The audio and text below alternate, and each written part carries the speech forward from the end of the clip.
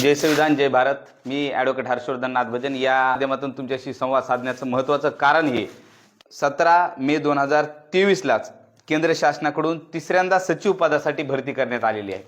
आता केंद्र शासनाकडून सचिव पदासाठी जी ही काही भरती करण्यात आलेली आहे म्हणजे या देशामध्ये जर क्लास 1 आणि सुपर क्लास 1 अधिकारी नियुक्त करायचे असतील तर हे काम UPSCचं आहे मित्रांनो। केंद्रीय लोकसेवा आयोग याची भरती करत असतं आणि हे UPSCच्या द्वारे तापून सलाखून निघालेले जे काही अधिकारी आहेत म्हणजे फार सुपर ब्रेन आहेत।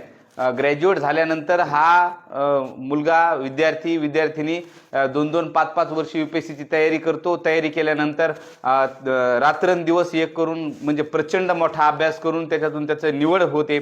त्या निवड झाल्यानंतर त्याचा इंटरव्ह्यू होतो आणि त्याच्यानंतर त्याला कलेक्टर रँकचा अधिकारी म्हणून दर्जा मिळतो। हे एवढं सगळं करण्यासाठी आयुष्याचे 2-5 वर्ष घालावी लागतात। मात्र असं असताना केंद्र सरकारनं डायरेक्ट ह्या सगळ्याला फाटा मारून याला सगळी बगल देऊन म्हणजे एकीकडे अभ्यास असेल, इंटरव्ह्यू असेल, सगळ्या गोष्टीला बगल देऊन थेट अधिकारी पदाच्या भरती करायचा निर्णय घेतला आणि ही तिसऱ्यांदा भरती केंद्र शासन करत आहे। म्हणजे सलग तिसऱ्यांदा ही भरती होते आणि या भरतीमध्ये 12 विभागाचे सचिव पद, 12 विभागाचे मित्रांनो, 12 वेगवेगळ्या विभागाचे सचिव पद म्हणजे 31 सहसचिव, 19 संचालक रँकची पद, त्याचबरोबर 9 उपसचिव, 10 सहाय्यक सचिव आणि 10 सचिव अशी पदं भरायचा निर्णय शासनाने घेतला आणि जवळजवळ ही पदं 79 पदं होत आहेत ही।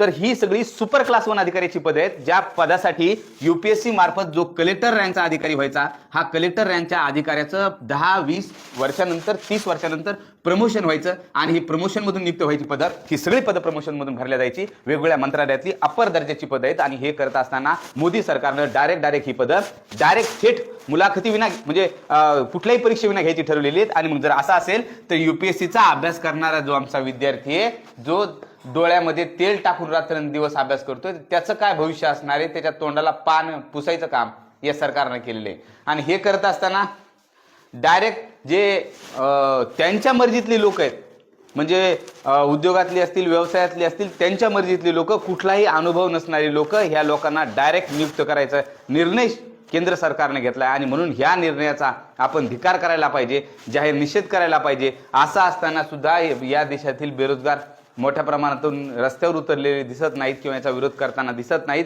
UPSCचं मंडळ सुद्धा याला डायरेक्ट मान्यता देते। ही सुद्धा खेदजनक बाब आहे आणि केंद्राने घेतलेला हा जो काही निर्णय आहे हा निषेधार्थ निर्णय। या निर्णयामुळे ही UPSC करणारी जी मुलं आहेत या मुलांना खीळ बसेल। त्याचबरोबर दुसरी महत्त्वाची गोष्ट, त्याचबरोबर अत्यंत एक धोकादायक गोष्ट की हे जे अधिकारी ज्यांच्या मर्जीतून नियुक्त होतील एवढे अधिकारी हे सगळे अधिकारी त्यांच्या हिशोबाचं काम करतील। म्हणजे ज्यांच्या मर्जीतून नियुक्त झालो आपण ते त्यांच्या मिठाला जागतील आणि त्यांच्यासाठी काम करतील, देशासाठी काम करणार नाहीत। देशाची यंत्रणा कमकुवत करायचं काम हे ह्या GRच्या माध्यमातून होते।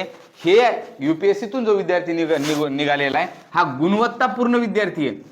म्हणजे UPSCतून आलेला हा जो विद्यार्थी आहे जो कलेक्टर झाला, जो कलेक्टर नंतर प्रमोटेड झाला, सचिव झाला, संचालक झाला, हा गुणवत्ताधारक आहे म्हणजे तावून सलाखून निघालेला आहे। असं असताना सुद्धा हे कुठलीही गुणवत्ताधारक नसतानाही एवढ्या लोकांना डायरेक्ट एंट्री मधून घेण्याचा निर्णय केंद्र सरकारने घेतला आणि या केंद्र सरकारच्या निर्णयाची ही तिसरी टर्म आहे। आता सलग तिसऱ्यांदा केंद्रानं याला मान्यता दिलेली आहे आणि ही भरती होत आहे। एवढं गंभीरतेने असताना सुद्धा देशामध्ये सर्व बेरोजगार शांत आहेत, त्याचं दुःख वाटतं। बेरोजगारांनी उठलं पाहिजे कारण हे त्यांच्या मुळावर उठलेली लोक आहेत। बेरोजगारांनी जागा झालं पाहिजे कारण हे जर तुम्ही जागे झाल्या नाहीत तर तुम्हाला अंधकारमय दरीत ढकलण्यासाठी हे सगळं काम करतायत आणि याच सचिवाच्या माध्यमातून 62,000 शाळा खाजगीकरणाचा निर्णय येतो, यांच्या माध्यमातूनच कंत्राटीकरणाचा निर्णय येतो।